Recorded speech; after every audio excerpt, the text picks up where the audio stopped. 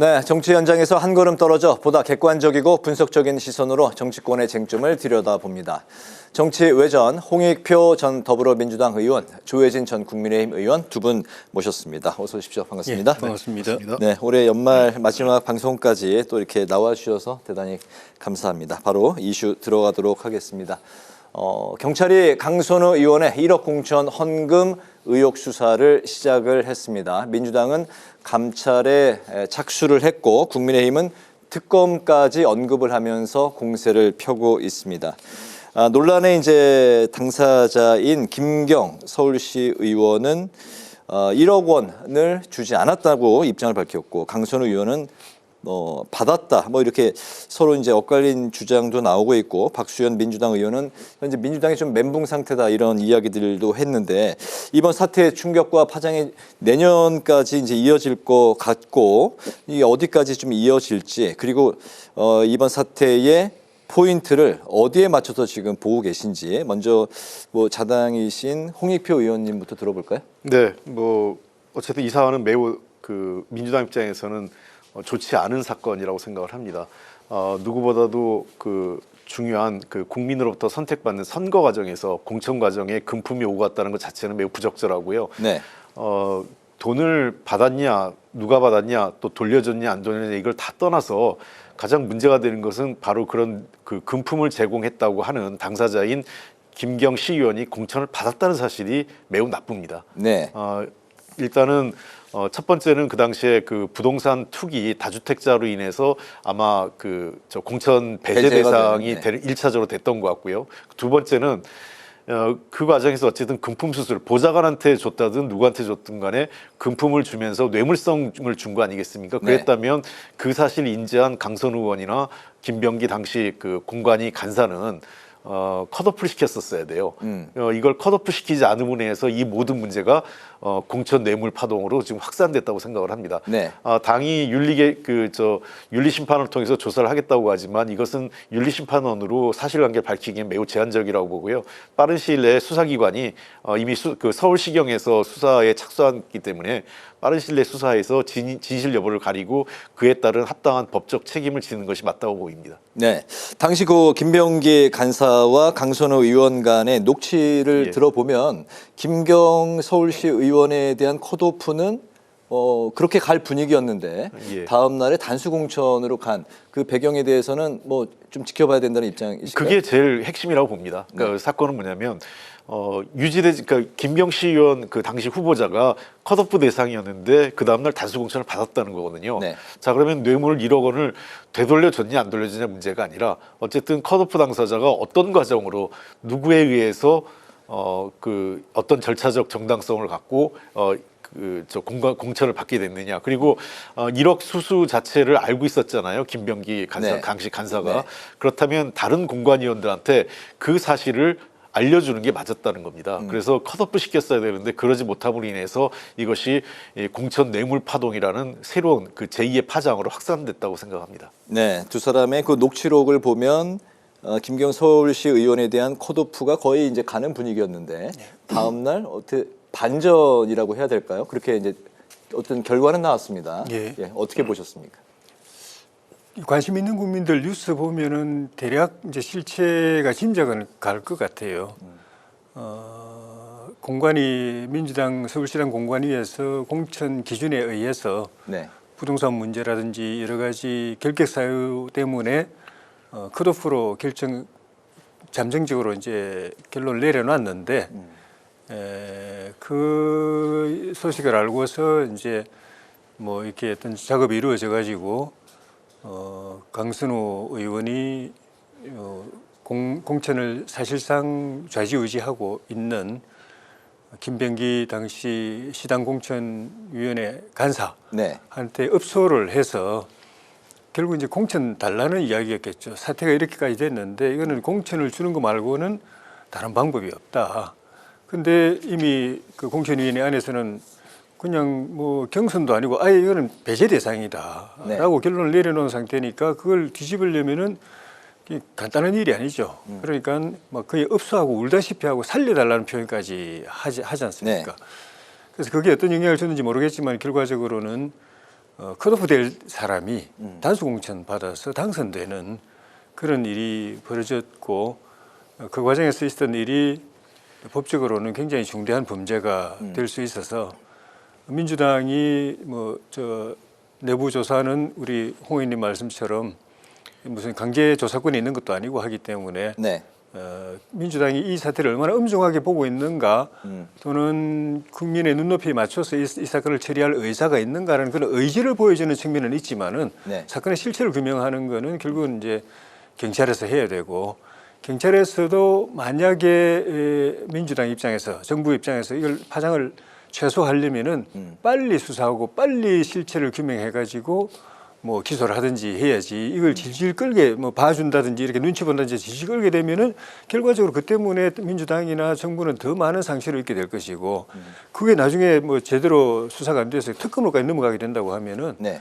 굉장히 감당할 수 없는 그런 악재가 될 가능성이 높다고 봅니다. 네, 일단은 뭐 경찰 수사를 지켜봐야 될 것 같고 민주당이 이 사건에 대한 실체를 규명하는 데 대한 의지가 과연 어디까지 있는지 그것도 이제 관전 포인트라고 말씀을 해주셨습니다. 이제 국민의힘 상황을 넘어가면 현재 작년 연말 11월쯤에 불거져 나왔던 당원 게시판 사건이 현재 또 뭐 당내 최대 이슈 중에 하나가 됐습니다. 당원 게시판에 대한 그 조사 결과로 시끄러운 상황인데 한동훈 전 대표는 나중에 알았다고 이제 인정을 했는데 이게 이제 민주당을 돕는 조작 발표였다 이렇게 반발의 입장도 보였습니다. 실제 이 당원 게시판 논란에 대해서 한동훈 전 대표에 대한 징계가 이루어진다면 당내 상황, 뭐 내분을 포함해서 여러 가지 좀 추측을 해볼 수 있을 것 같은데요. 어떤 상황이 좀 전개가 될까요?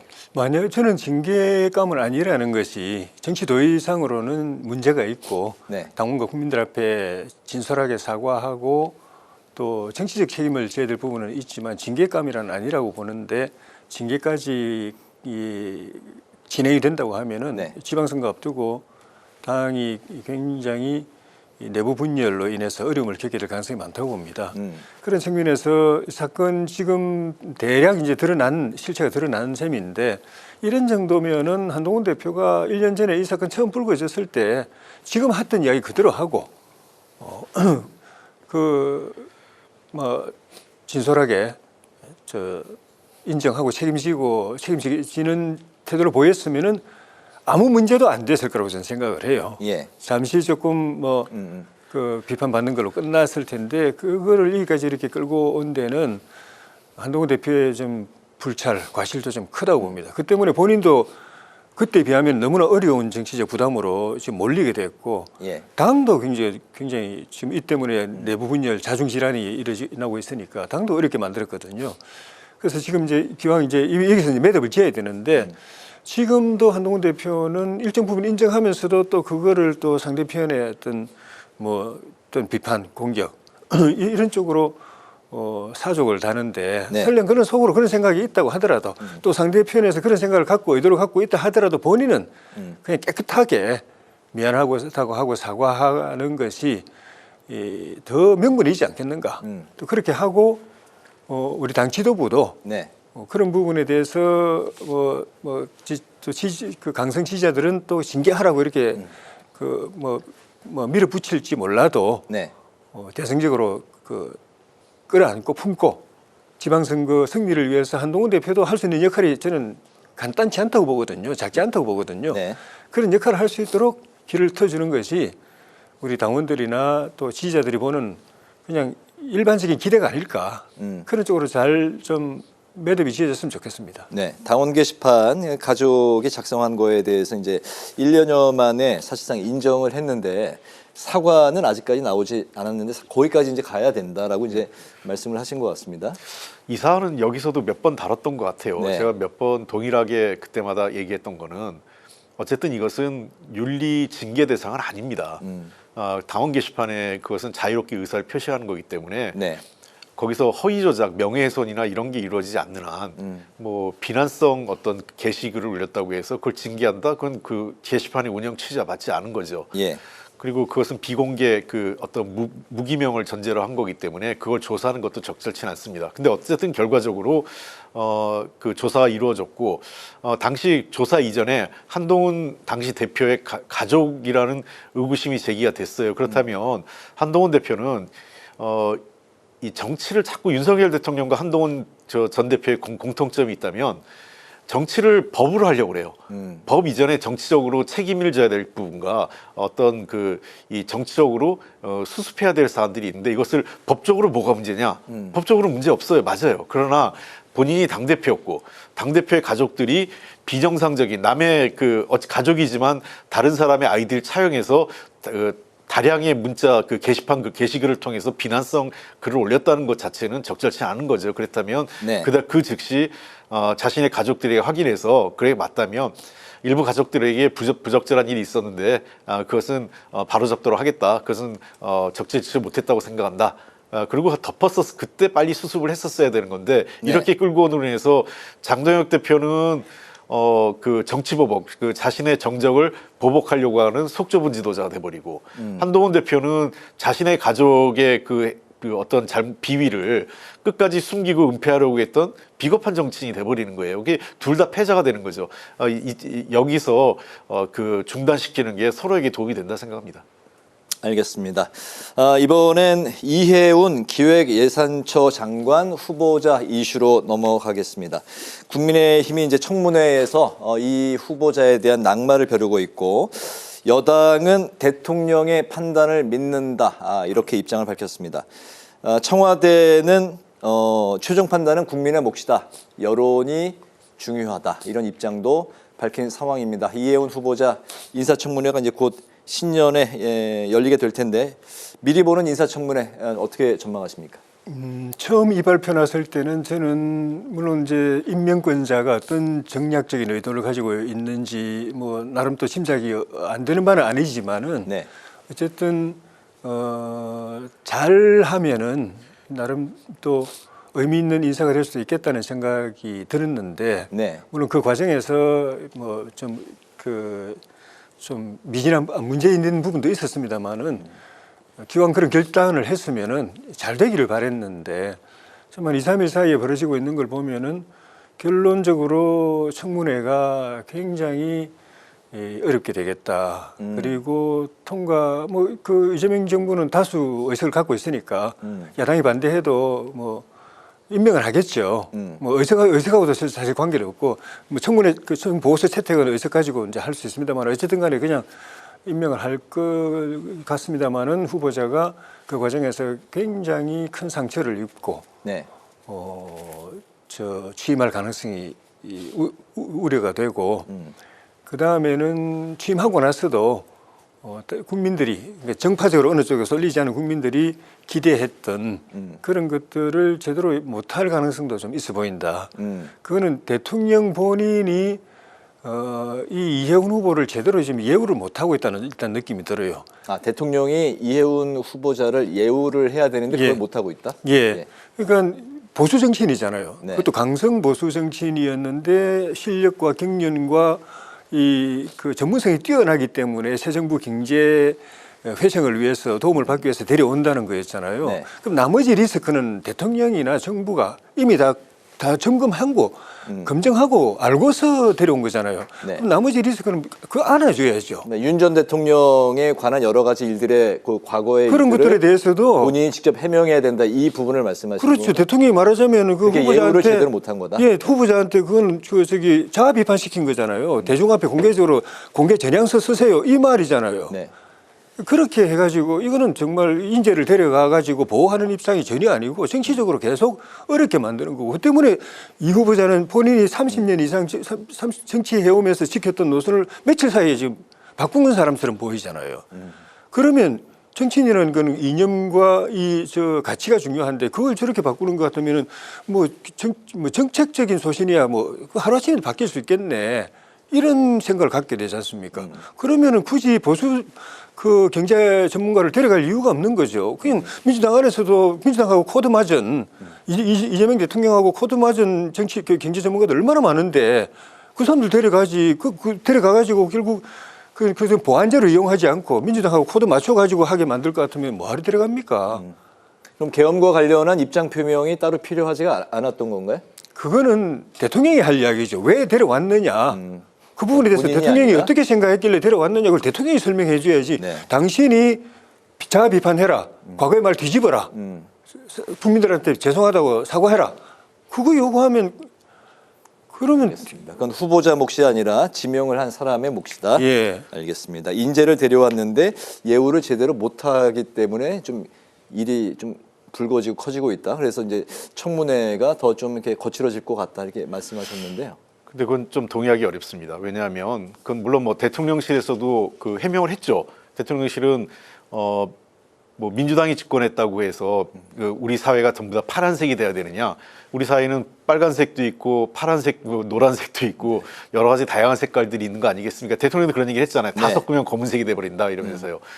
그런 측면에서 그 내각의 다양한 사람을 인재를 추천하겠다는 건데 그렇다고 해서 윤어게인 그 소위 내란을 옹호하고 탄핵을 반대하는 사람을 받을 수는 없죠. 이것은 이 자아 비판을 하라는 게 아니라 사전에 자발적인 그 요청 선택을 요구했을 거예요. 그렇게 전제가 되지 않으면 어렵다라고 얘기를 했고 왜냐하면 대통령실에서 이미 인사 검증을 최소한의 인사 검증 때 이게 문제가 될 건 알고 있었을 거고 네. 그럼 본인이 이 문제에 대해서는 스스로 대중들에게 국민들 앞에 확실하게 소명을 하겠다라고 약속이 된 거라고 생각을 해요. 네네. 자 그래서 저는 이것은 뭐 자아 비판을 강요했거나 요구한 게 아니라 스스로 선택했다 이렇게 생각을 하고 있고 네. 당연한 거라고 생각을 합니다. 그다음에 두 번째 이제 경제 철학이죠. 사실은 이해운 후보자 같은 경우는 오랫동안 자유주의, 신자유주의 입장에 선 그 보수 경제학자하고 이재명 정부는 기본적으로 케인즈한 학파에 기초한 확장적 재정, 그다음에 큰 정부를 강조하는 정부라는 측면에서 경제 철학이 다릅니다. 그럼 이 두 가지 다른 경제 철학을 어떻게 조율할 것인지를 인사청문회 때 설명하는 게 더 중요하다 이런 생각을 합니다. 그다음에 세 번째 문제인데요. 도리어 저는 이 세 번째 문제가 참 걱정스러운 부분도 있어요. 이제 도덕성과 관련된 문제가 있을 텐데 네. 일부 이제 벌써 국민의힘에서는 제보가 있고 왜냐하면 국민의힘에서 같이 정치 활동을 했었으니까. 그리고 기존에 이미 몇 년 전에 그 이해운 전 의원이 문제가 됐던 사안도 있었어요. 뭐 그 최근에 문제가 되는 갑질 의혹과 관련된 연석선상에서의 동일한 문제가 있어서 그 문제를 네. 국민의힘이 얼만큼 파헤치고 문제 제기할 거냐 이런 문제 하나 있고 도리어 이제 우리 당 의원들 입장에서는 약간 불편한 게 있다면 이해운 의원이 워낙 보수적 기독교 입장을 가지고 있기 때문에 차별금지법이라든지 또는 여타 사회적인 문제에 대해서 훨씬 더 민주당과는 성격이 다른 부분이 있을 겁니다. 그런 문제들이 불거졌을 때 과연 민주당 의원들이 어떤 판단을 할 거냐 하는 문제가 좀 남아있다고 봅니다. 알겠습니다. 올해 마지막으로 열렸던 어제 본회의에서는 통일교 특검법이 상정되질 못했습니다. 얼마 전까지만 해도 가장 커다란 이슈였는데 최근의 이슈로 좀 한 걸음 뒤로 밀려난 그런 분위기인데 후보 추천에는 이견이 좁혀졌습니다. 민주당 추천, 대한변협 법학교수회 또 법전원협의회 의 그 추천에 대해서 국민의힘이 일정 부분 좀 받아들인 부분이 있었지 않나 추측이 되는 그런 부분인데요. 하지만 신천지 포함을 놓고 대립이 아직도 팽팽합니다. 정청래 민주당 대표는 설 전휴 전에 처리, 또 장동혁 대표는 통일교는 특검, 신천지는 합수부 수사 이렇게 이제 분리된 입장을 보였습니다. 통일교 특검. 또 이제 새해로 넘어가게 됐는데요. 새해에도 이런 평행선이 일정 기간 동안 좀 계속될지 어떻게 보십니까?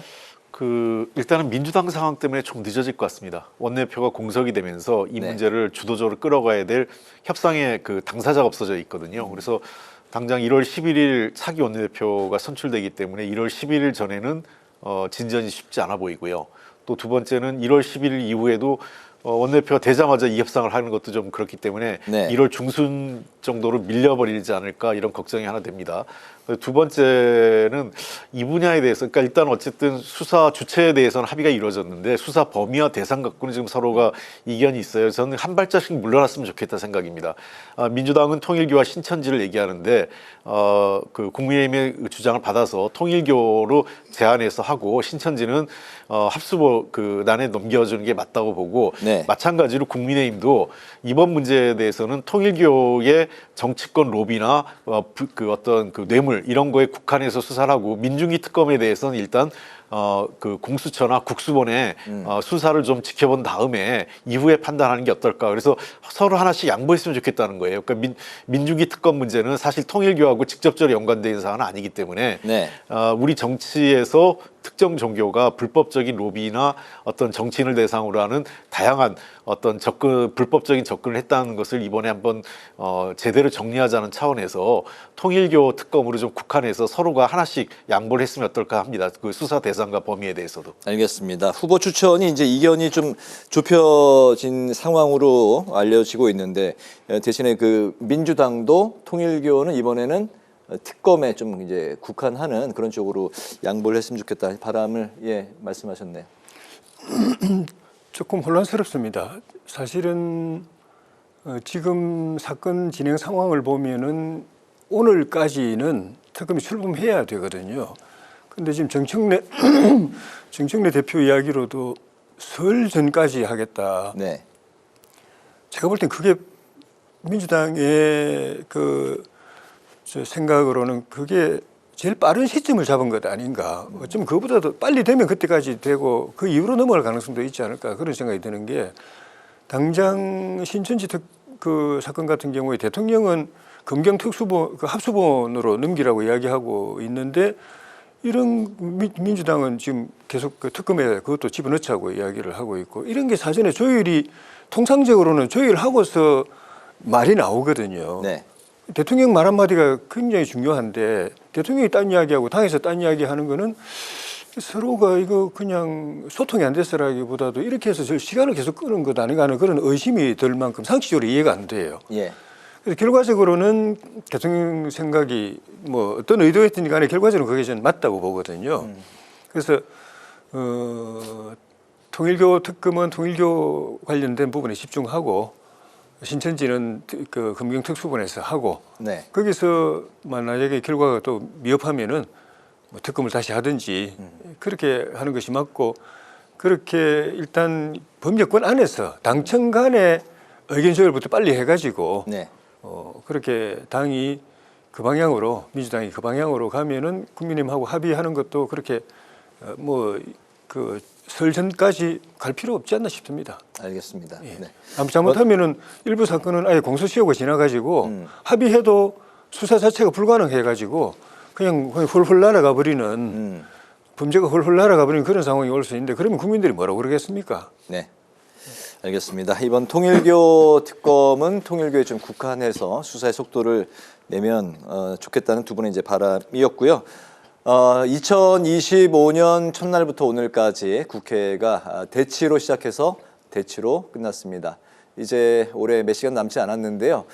모두 15차례의 필리버스터로 이른바 하루 한 건 국회가 이어졌고 총 192건의 법안이 남겨졌습니다.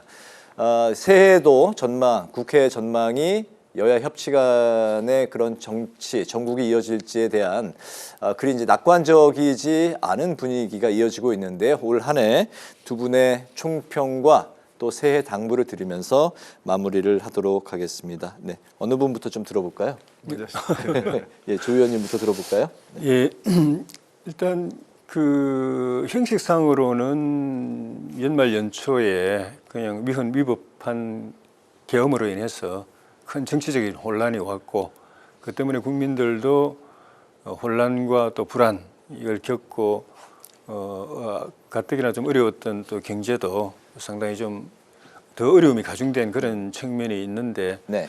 근데 겉으로 드러난 건 이제 계엄이지만은 그 이면은 그보다도 훨씬 더 오래 전부터 축적되어 온 문제. 대한민국에는 정치가 실종됐다. 대한민국은 정치가 없다. 정치가 실패했다. 막장으로 갔다.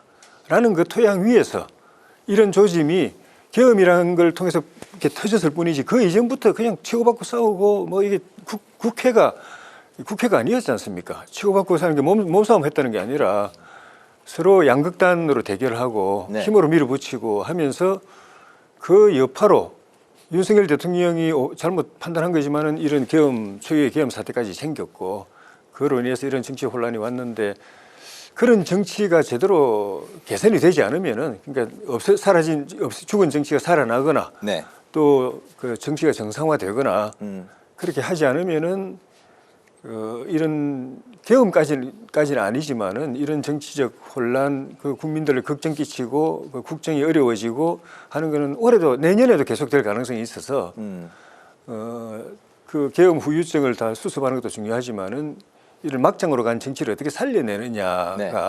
비책이 근본적인 있습니까? 국민들이 이제는 정치를 남의 일처럼 생각하고 체념하지 마시고 네. 정치가 얼마나 중요한지를 아셨으니까 다른 것보다 이게 더 중요하다라는 걸 보시고 딱 눈을 부릅뜨고 지켜보시고 잘잘못에 대해서는 가차없이 준엄하게 네. 여야 없이 당파 없이 심판하고 허튼 짓 하는 사람들은 대통령이고 뭐 국회의원이고 누구 간에 그냥 그 정말 이 국민 무서운 걸 알게 네. 해주면 정치가 살아날 희망이 있고 그렇지 않고 정치는 맨날 그렇지 뭐 아이고 뭐 우리는 먹고 살기 바쁜데 이렇게 놔두면은 정치는 희망이 없고 그 희망 없는 정치가 계속 이렇게 국민 나라를 네. 어지럽게 만들고 국민을 힘들게 만들 것이기 때문에 새해에는 그런 면에서 우리 모두가 희망을 가질 수 있는 해가 됐으면 좋겠습니다. 네, 국민이 무섭다는 걸 알게 해야 된다, 정치권에. 그렇기 때문에 내년 지선이 바로 또 기다리고 있는 것 같습니다.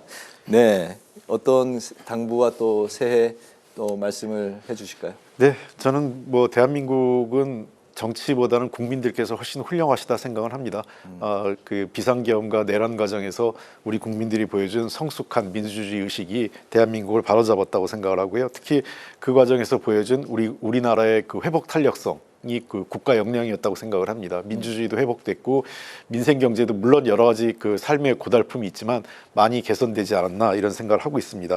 앞으로 내년에는 여야 정치가 대통령께서도 얘기하신 것처럼 이 나라는 민주당의 나라도 아니고 국민의힘의 나라도 아니고 대한민국 국민 모두의 나라라고 생각을 하기 때문에 네. 그런 차원에서 좀 더 포용하고 화합하는 자세 그리고 민생 경제를 중심으로 해서 결과를 만드는 정치가 되었으면 좋겠습니다. 네, 정치권의 당부, 국민이 무섭다는 걸 인식하게 해야 된다. 그리고 이제 국민이 나라의 주인이다.